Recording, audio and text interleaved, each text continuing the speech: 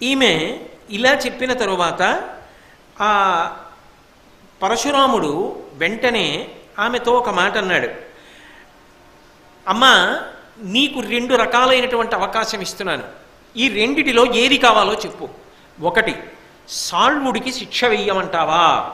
భీష్ముడు పంపినా పెళ్లి చేసుకొని నిన్ను బయటికి తోసేశాడుగా, సాల్వుణ్ణి శిక్షించమంటావా? చెప్పు.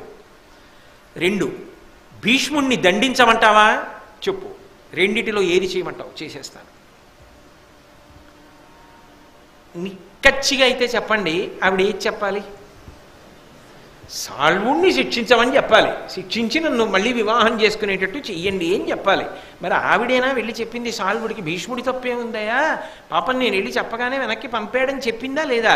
మరి చెప్పింది. ఇప్పుడు భీష్ముడిని దండించమని ఎందుకు చెప్పాలి? సాల్వుణ్ణి దండించమని చెప్పాలి. కానీ ఆవిడ అనవుడు ఇంతి ఇట్లను, మహాపురుష నన్ను సాల్వుడింక గైకొనడది సాలు, భీష్ముదశ కోపమునామది కల్కియుండు, నాతని వధింపబూ నీటు తాపస వృత్తికి వచ్చి ఇచ్చటన్ నినుగని ఈ పరాభవము నీగగని శరణంబు చొచ్చితిన్. ఓ మహానుభావ, సాల్వుడు నన్నిగా పెళ్లి చేసుకోడు, చచ్చైనా పోతాడు కానీ పెళ్లి చేసుకోడు. అంటే సాల్వుడి జోలికి పరశురాముడు వెళ్ళడం ఆవిడికి ఇష్టం లేదు. ఎందుకని అంటే ఆమెకి ఉన్న అనురాగం అటువంటిది.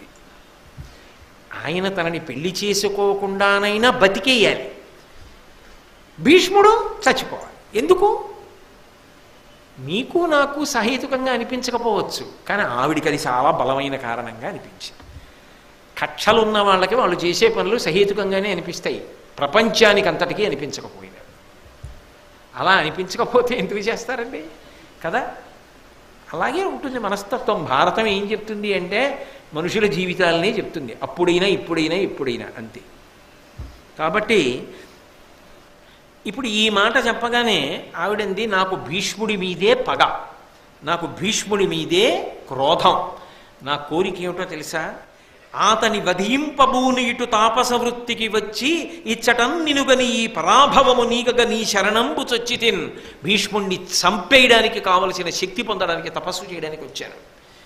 నువ్వు ఉన్నావని తెలిసి నిన్ను శరణాగతి చేశాను. అంటే అంత తపస్సు చేసి సాధించక్కర్లా, ధర్మాన్ని కాపాడడానికి నువ్వు ఉన్నావని నమ్మాను.